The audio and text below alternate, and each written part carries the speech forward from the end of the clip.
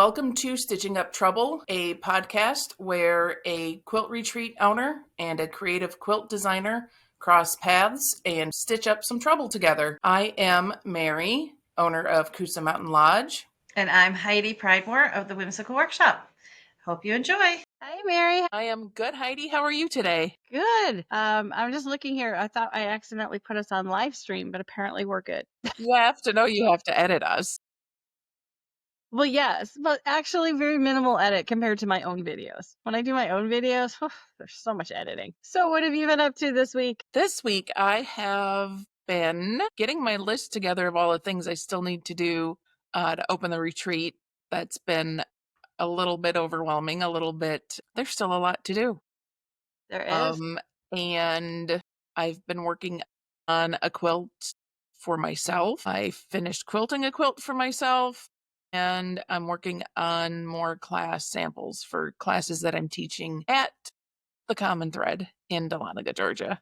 Hi, Shannon. Hi, Shannon. I hope she listens to these because we say hi to her every week. She does, because she points out there was one podcast that we did not mention her, and I heard about it. So But she all listens. the others. I see how she is. Yeah, she is grateful when we do mention her, but I do hear it when we don't mention her. So I know she's listening, which is great. So well, I have been running around like a chicken with my head cut off. I just came off of doing those 8 monster quilts. I did send off the last 4 yesterday, and all you people who think being in your sewing room 24/7 is a dream, cover your ears, because I am very grateful that I do not have to sew for a few days. But we have been nonstop.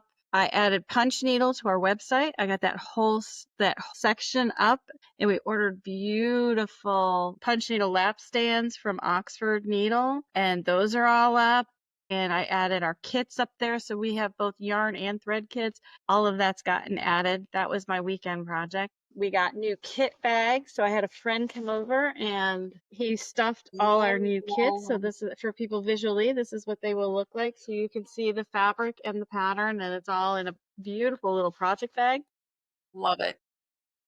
And I taught a sashiko class over the weekend, and I am working on getting all of the sashiko stuff on the website, which is a lot of stuff. So the sashiko button is there, and there's sashiko books, but I've got Halloween panels coming and Christmas panels coming, and fun. Yeah, lots of fun stuff. So I actually, Ben, if he's not going to listen to these, but Ben's my friend's son. He's going to school for software engineering, and he is trying to save for a computer. So he has been creating reels and doing editing. And then I said, well, I have a bunch of crappy jobs. If you still want to get paid, he's like, I'll get paid. So he's nice.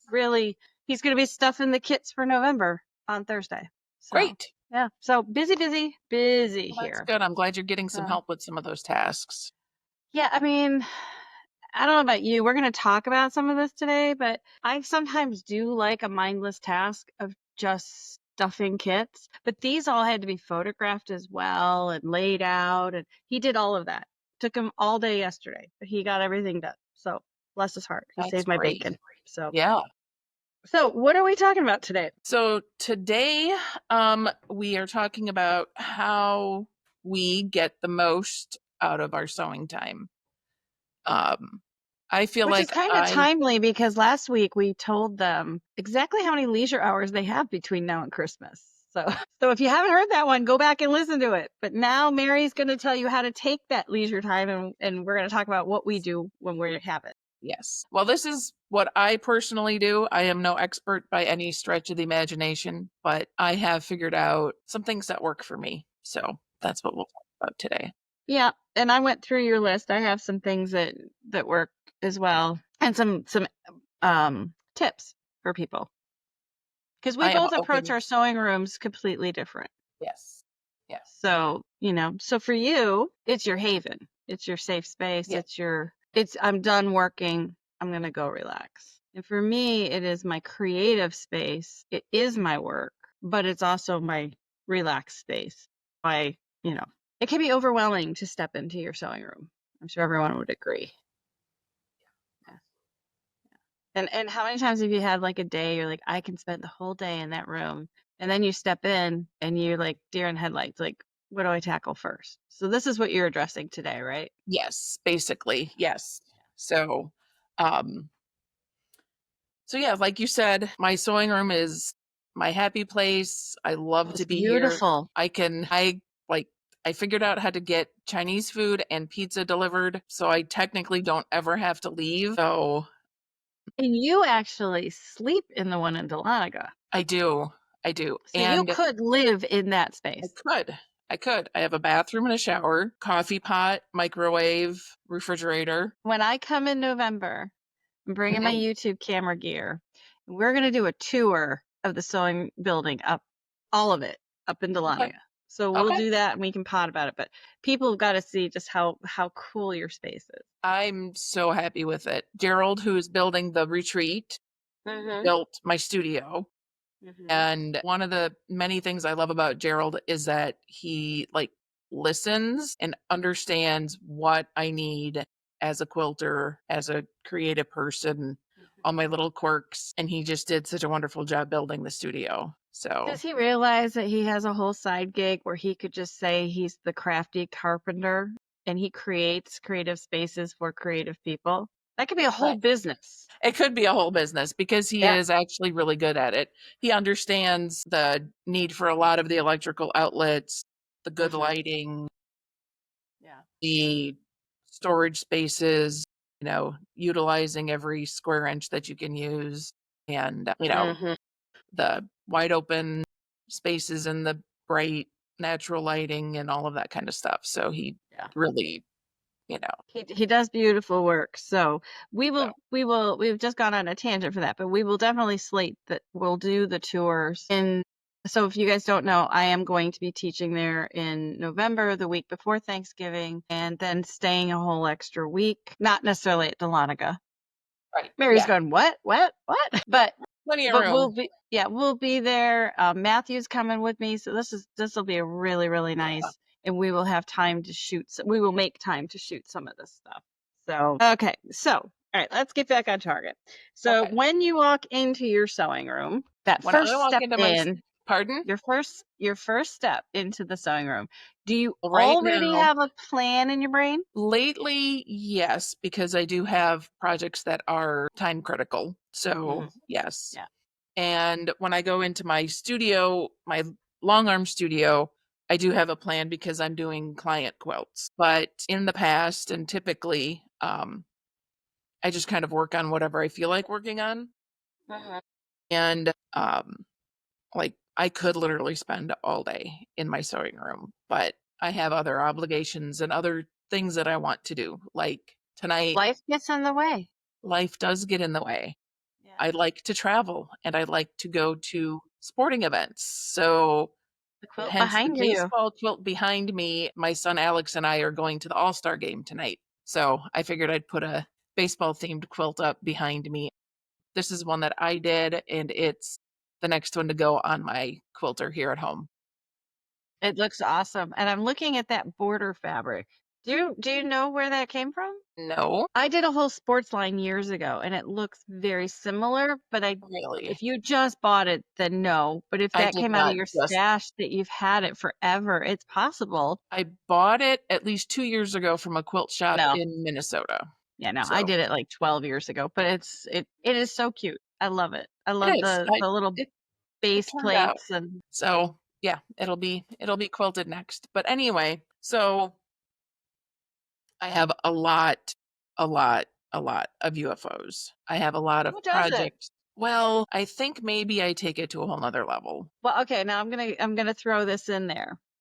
Your pile of UFOs is a direct correlation to the amount of space you have. You have a lot of space, you tend to have more UFOs because you can store them. Where people with much smaller spaces still feel like they have a lot of UFOs, but it's in correlation to their space. At least that's what I have discovered talking to quilters over the years. So you just need smaller space. No, no, that's got to be the dumbest thing I've ever heard. Didn't you say you were downsizing? Ah, no, stop it. Okay, so you have Okay, lots and lots of UFOs. I have a lot of UFOs. If I don't have a plan when I get into my sewing room. And this has been happening to me a little bit lately because I have a lot of things I'm trying to finish up.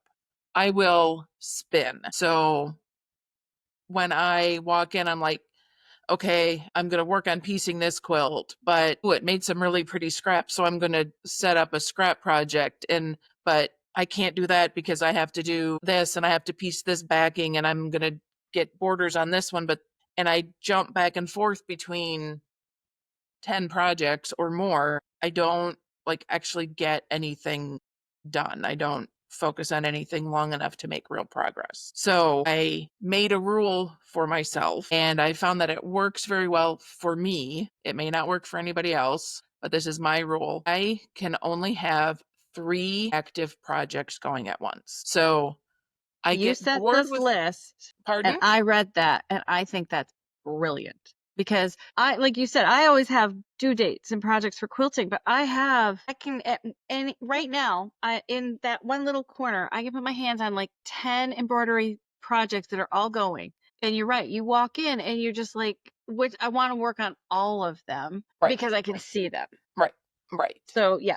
So So having 3, I'm gonna do that. I'm gonna clean that corner and I only have 3 out. well, what that does for me is I get bored with just one. There is no way I am ever going to start a project and only work on that project through till it's finished. That's just not who I am, and that's okay.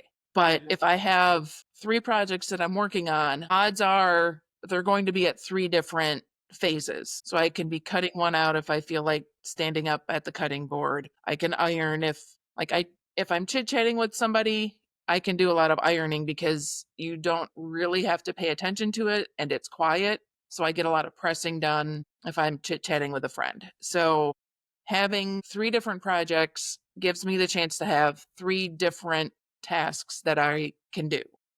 Right. And that makes The sense. other nice thing about only having 3 active projects at once is when you go back and forth between those 3 projects, you don't have to sit there for 5 minutes and try to remember where you are or what you did last. Right. So that's helpful to keep you a little bit more efficient and making progress on those projects. Right. So But that brings up a good tip. If you are going to follow Mary's advice, which I am going to follow for my stuff, when you look at your projects that you are now going to store or put away, before you put that away, open it up, see where you're at, and make a note. Write future self a note saying, when I open this back up, I finished step 4, need to start step 5. Or when I open this up, I stopped because didn't like the color. You in the future is a totally different person. So as you're putting your kits away, just pop a note in there so that when you open it up, you don't spin your wheels. And I've learned that dealing with projects that have a long-term life, that for a client, maybe it's a block of the month for the year and I'm only going to touch it once a month. I'll throw a note in there. Just remember, future self is a totally different person and they're not going to know what the hell you were thinking 6 months ago. That's very true. That's very true. That's good advice. So I also put all the other projects away. Like you were saying, you're going to clear off that desk or whatever. So then there's not so much eye candy distracting you. Yeah. So your tables are cleared off, your ironing board's cleared off. Also gives you a great time to buy cute project bags. If you have to put them all away, at least put them in cute bags. Or the project bins that we were talking about. Yeah. Or the free project bags that you get when you come to a retreat at Coosa Mountain Lodge and retreat. And when you buy a kit. And when you buy a kit from the Whimsical Workshop. I got so many kits. We got to sell these kits. So Yeah. So putting the other projects away helps me be able to focus on the 3 that I have chosen to work on. So it's visual noise. yeah.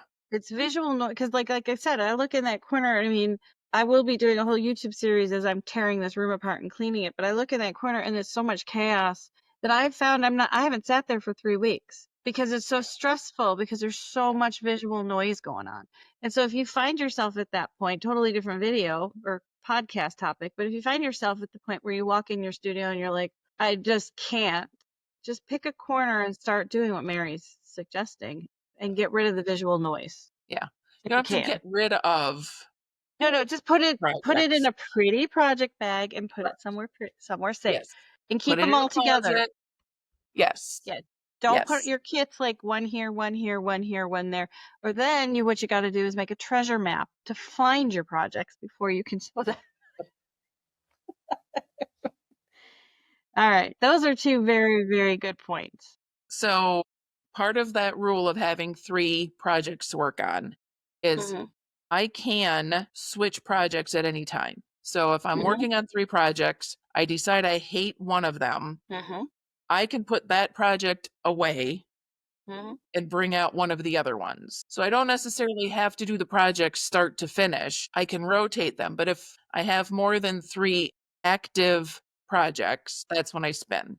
If I have 3 active and I find that I hit a wall with one or I'm not interested in it anymore, I will put that one away and pull out a different project. So now, before we move on to the other parts, another way to deal with too many projects is, and somebody shared this tip with me years ago, is they got a really pretty jar.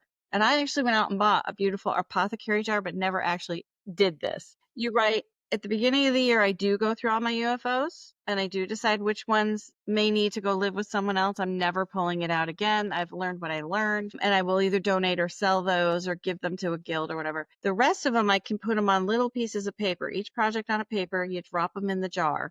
And then when you walk in and you don't know what you want to work on, you pull out the paper, you pull out the project, and when you're done, the paper goes back into the jar. The project goes away unless you finished it. And the next time you may pull out a paper. So it's the same idea, but it's more like a surprise box. yeah, make it a little bit more of a game. A game. Yep. Yep. Yeah. And that will get you working on stuff you want the finished project, but you don't. Sorry, my dog just came back from being under a sedation and she's standing here staring at me. So let me just check on her for just 1 second. While she's gone, let me tell you about Heidi's new book. She's got a book out that is applique and quilting techniques for beginners. So go ahead and check that out. She just sent me a copy of it. It is a beautiful book, and we tried recording podcasts on it twice. Shh. Sorry, I heard you. You can keep going. It's all right. All right. Now, she just had her teeth cleaned this morning, and she's higher than a kite. She's not That's sure done. what to do. And she's not a little kite either. Yeah, she's an 80-pounder. She's a big girl. Yeah, she could knock some stuff over if she's staying. So, all right. So, tangent. Sorry, guys. Gotta always check on those little furry things. Yes. Okay, so we went over your rule, which I think is excellent. Yep. Now, the next one is a pitfall I fall into all the time, which is don't spend too much time organizing. Well, but if you organize too much, then you don't get to do the fun stuff. Timers are my friend. I set a 15-minute or a 30-minute timer, and okay, I'm going to organize for 15 minutes. I'm going to put stuff away. I'm going to, get my blocks all sorted out again, make sure that my scissors are over here where I need them, and my rulers are put away, and my best press or whatever spray is, get it all back in order and do a reset. I do that occasionally. So there's a difference between doing your reset and organizing. There is. I was just going to mention that. So I will do the reset periodically through the day. 5 minutes here, 5 or 10 minutes, depending on what it is. And then after I've worked on projects for a while, and it seems as though my sewing room has exploded, I will, need to spend some time organizing. But if I just get into organizing, I am going to sit down and sort that scrap bin, and 6 hours are going to be gone. Yes, but sometimes mentally you need that. Sometimes you do, but we're talking about getting the most out of our sewing time. So when we need to get something done, instead of sorting scraps and not making any progress on what we need to.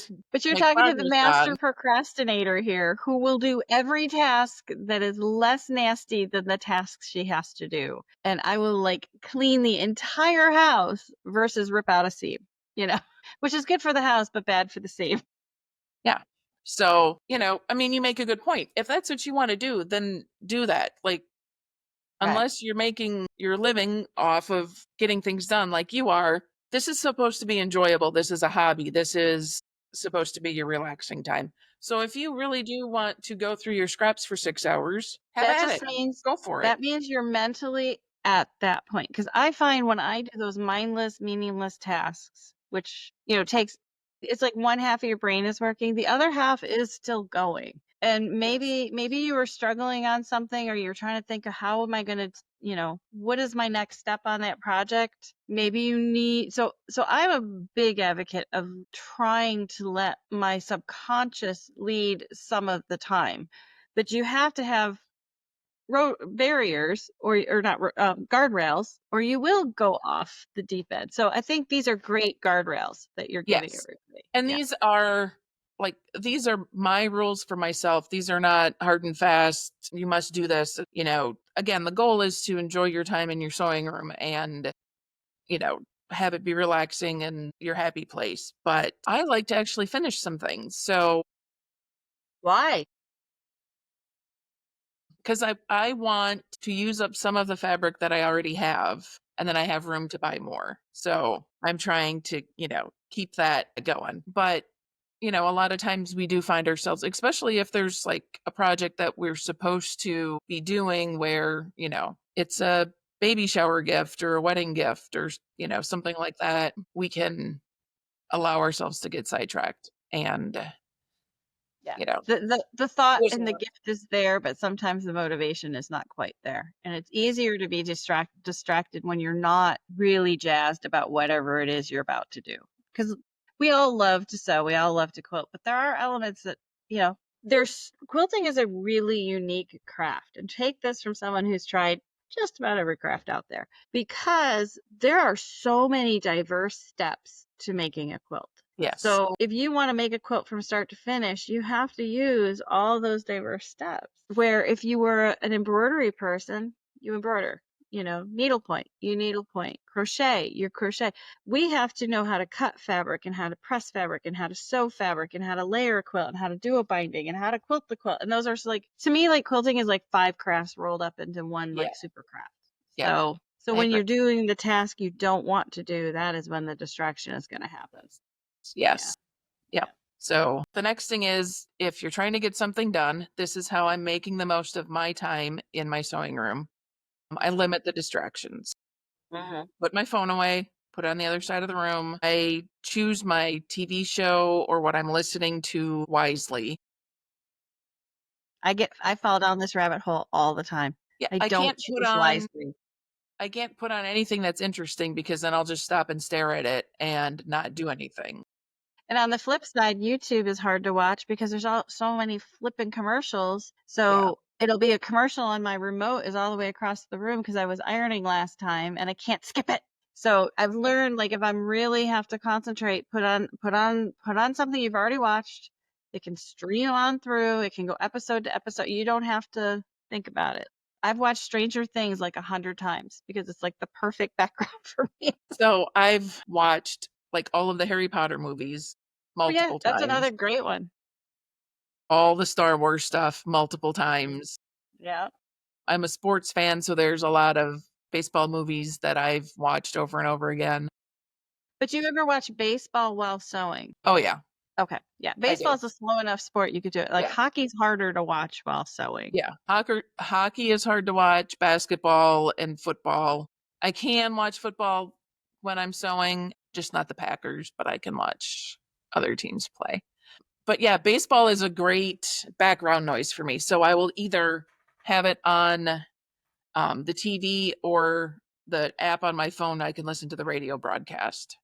So Yeah, Matthew watches a lot of sports when he's working in his yeah, office. But yeah, there is a podcast. We can each list our top 10 favorite things to listen to or watch while we're in our sewing rooms. yes. Because I got audiobooks and movies and TV shows. I could easily come up with 10 of those. Quilting podcasts, by these Well, that's two not even counting podcasts.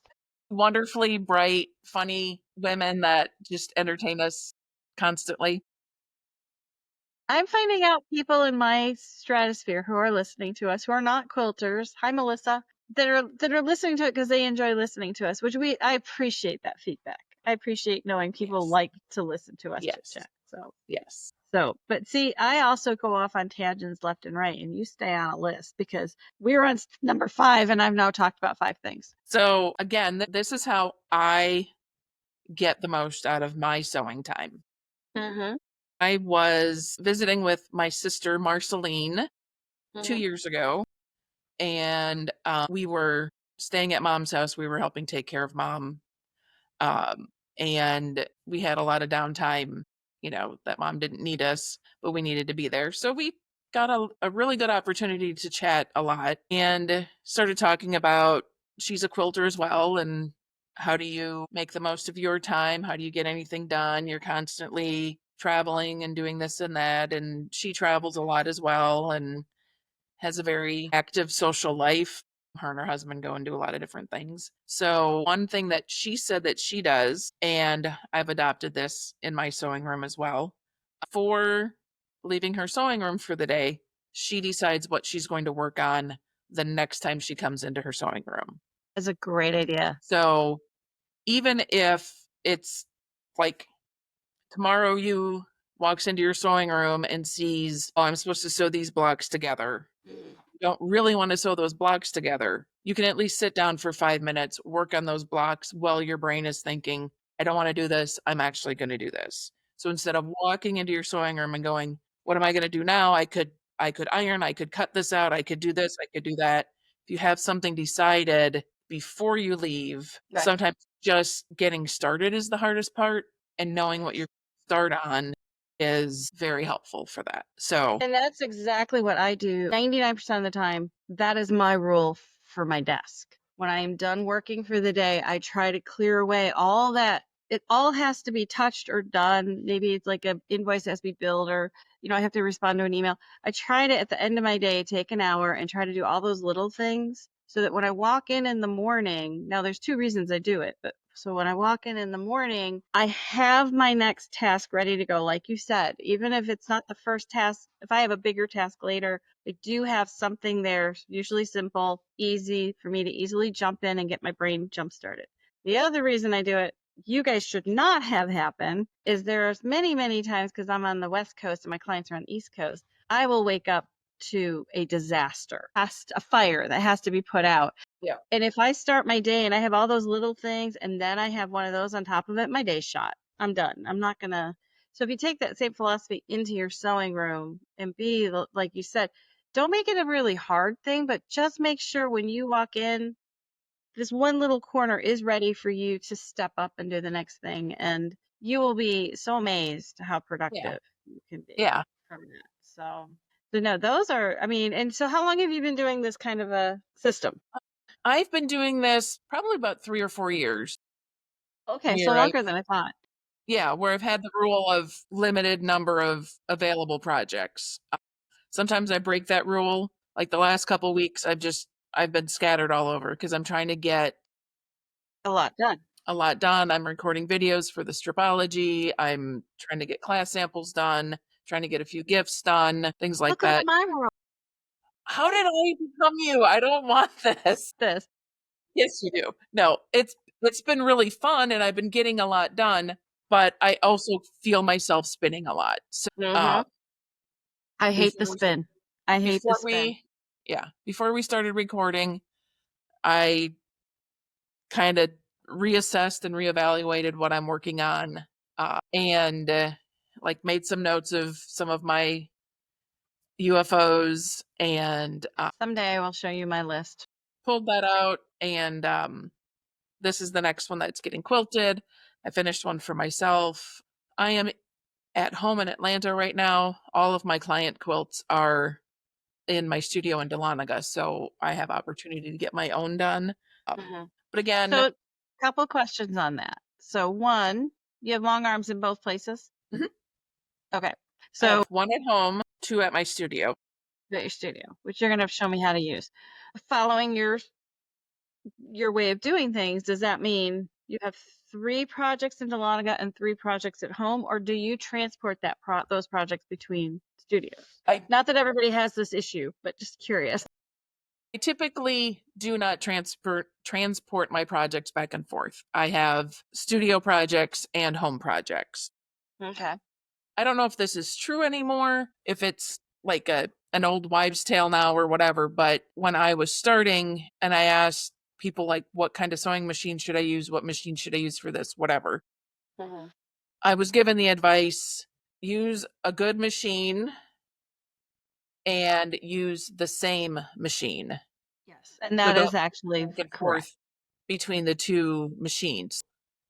I'm not taking my machine back and forth. I have one at home, I have one at the studio. So therefore, I have home projects and studio projects. I also did that when I used to go to a different quilt shop that I was closer to in Atlanta. They Mhm. had a Friday sew, and I had a travel machine. So I had travel projects and home projects. Yeah. And So what you're that, saying about the sewing machine thing is very, very accurate because your 1/4 inch seam could be 2 threads off between 2 machines. right.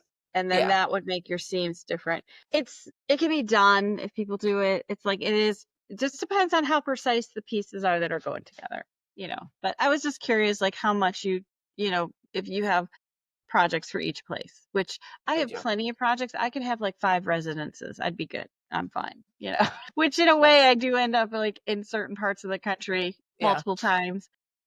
I have a sewing machine back in New York, which as soon as I brought it there, we stopped going back for a month at a time. So now I have to figure out how to get that sewing machine. I should bring it. Well, actually, I shouldn't because now I'm a Janome educator, so I need to bring a Janome. That's so exciting. I know where Yeah. you can buy Genomes. And I know where you can get educated by them.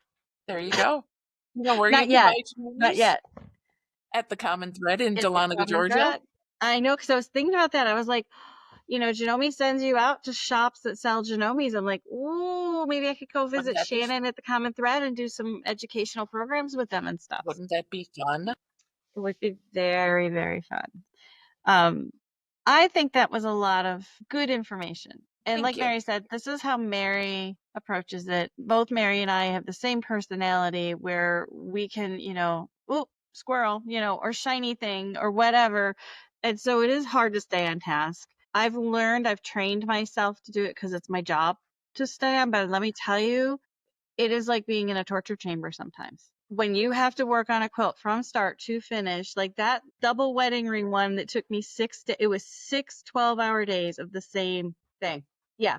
Like there are people out there, and please leave us a comment below if you're one of them, that they will start and finish projects like before they start a new one. But, for people like us who are easily distracted or have a lot going on or we have a lot of interests, setting some guidelines is really, really helpful.